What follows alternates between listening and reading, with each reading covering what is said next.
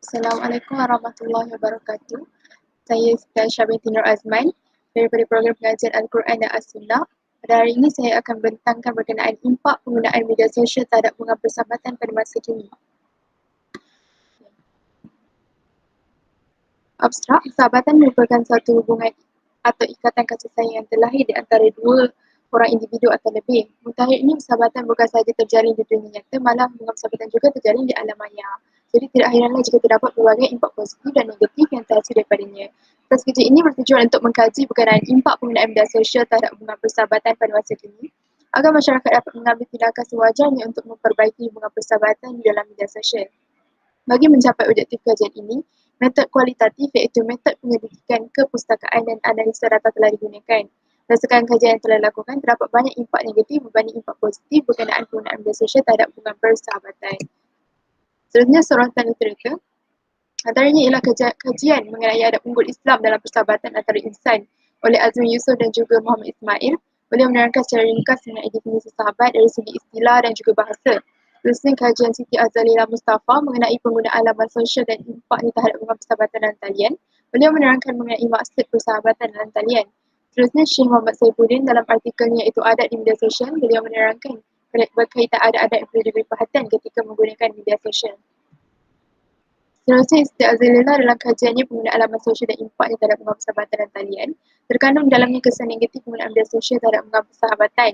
Dan terakhir, berdasarkan tajuk kajian kewujudan media sosial memberikan implikasi positif dan negatif terhadap interaksi sosial dalam kalangan masyarakat oleh klasifat RNSP, dapat perkara berkaitan kesan positif penggunaan media sosial terhadap hubungan persahabatan. Seterusnya, metodologi kajian yang akan digunakan ialah metod kualitatif, iaitu kaedah penyelidikan kepustakaan. Data yang terdapat di perpustakaan dapat berupa buku, jurnal, majalah, kertas kerja, tesis dan seumpamanya. Sumber data yang akan digunakan adalah merangkumi data primer dan juga data sekunder. Metod penyelidikan yang akan dilakukan ialah metod implementasi dan juga metod analisis data yang akan digunakan ialah metod komparatif dan juga metod deskriptif analisis. Okey, bagi pengenalan, pada akhir-akhir ini berlaku dalam masyarakat yang mengenal kawan, teman atau sahabat tidak lagi menerapkan hubungan kasih sayang sepatutnya yang telah dianjurkan oleh agama Islam. Hubungan ini telah dicemari dengan sifat-sifat yang tidak patut dilakukan dalam persahabatan, antaranya seperti membunuh, dengki antara satu sama lain dan sebagainya. Oleh itu, pengkaji tertarik untuk membincangkan tentang impak penggunaan media sosial terhadap hubungan persahabatan pada masa kini. Dan juga pengkaji juga akan turut membincangkan berkenaan definisi persahabatan dalam talian dan juga ada-ada yang perlu dijaga apabila berkawan secara alamiah. Okay. Permasalahan kajian, manusia sering alpa dalam mengamalkan adab persahabatan, terutamanya adab persahabatan di atas talian, sehingga terlahirnya impak negatif dan positif hasil daripada hubungan persahabatan terjalin secara atas talian yang berlaku pada masa kini. Objektif kajian adalah untuk mengenal pasti impak penggunaan media sosial terhadap hubungan persahabatan pada masa kini. Okay, hasil kajian yang pertama berkaitan definisi persahabatan dari segi istilah dan juga bahasa. Menurut Azmiya Ismail 2017, kalimah sahabat berasal dari kalimah Arab.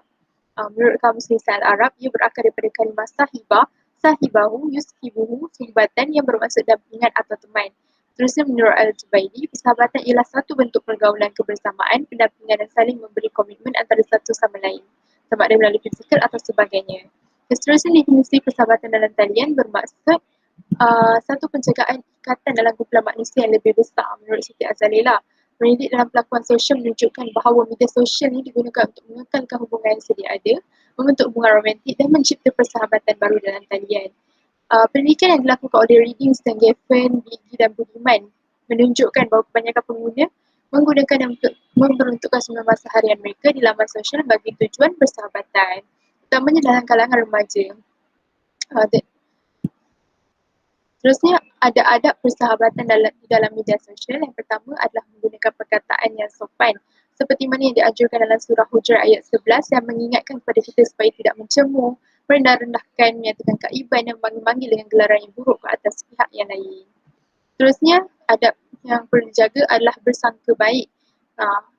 Hal ini boleh dilihat di dalam surah Al-Hujurat ayat 12 yang menekankan supaya kita tidak bersangka buruk, mengintip, mencari kesalahan orang lain dan mengumpat. Terusnya, menjaga batas-batas pergaulan. Hal ini kerana Allah Maha melihat walau mana saja kita berada, maka kita perlulah menjaga batas-batas pergaulan ketika menjalankan hubungan persahabatan di laman sosial. Yang keempat, menjaga keaiban. Keaiban rakan kita. Tak kisahlah apa pun, tapi kita kena perlu menjaga keaiban mereka. Sebagai sahabat yang baik, inilah aib sahabat kita. Terusnya, impak positif penggunaan media sosial terhadap hubungan persahabatan. Yang pertama, kesaling terhubungan. Ini Rahmat berpendapat ciri-ciri utama media sosial adalah sebagai kesaling terhubungan. Hal ini dibuktikan lagi dengan kenyataan daripada Khairuddin yang mengatakan antara kesan positif penggunaan media sosial terhadap hubungan persahabatan ialah memudahkan suatu perhubungan itu terbentuk. Kerana masa untuk berinteraksi di media sosial itu lebih fleksibel. Yang kedua, dapat mengurangkan masalah kesunyian. Kerana rakan-rakan boleh berinteraksi di media sosial, jadi mereka mampu berinteraksi dalam masa yang panjang, dalam jangka masa yang panjang, sekaligus mampu menghilangkan rasa kesunyian dalam diri mereka. Yang ketiga, dapat mengurangkan masalah tekanan.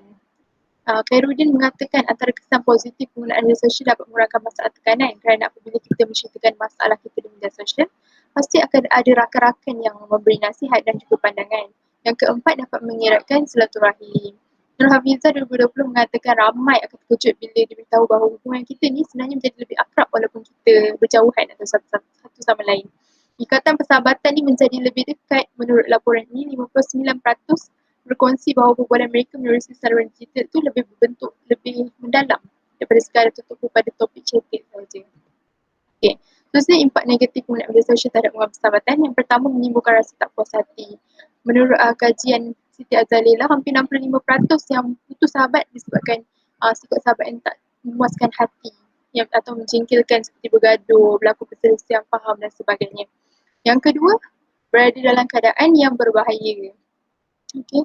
Aidasu berpendapat rakan-rakan dan talian ini mungkin meletakkan anda dalam keadaan yang berbahaya. Anda boleh berakhir menjadi mangsa gangguan atau kehendak seksual. Oleh itu anda perlu sedar dan berhati-hati tentang semua kebaikan dan keburukan rakan-rakan dalam talian. Yang ketiga, berpotensi kehilangan kawan yang sebenar. Sebab berdasarkan pernyataan Fauzi Hanim, antara keburukan teknologi maklumat terhadap kanak-kanak dan remaja ialah menghalang kecergasan interpersonal iaitu hubungan sesama manusia yang menyebabkan mereka ni kurang komunikasi dengan orang di sekeliling. Keasyikan mereka melayari internet menyebabkan mereka ni bersifat introvert. Jadi introvert. Yang keempat, mendapati suka untuk kita percayai seseorang. Aidasu mengatakan bila persahabatan secara online ni adalah perkara yang biasa, tetapi persahabatan yang sebenar berkait rapat dengan kepercayaan. Mana ni adalah faktor yang paling penting dalam mana-mana hubungan.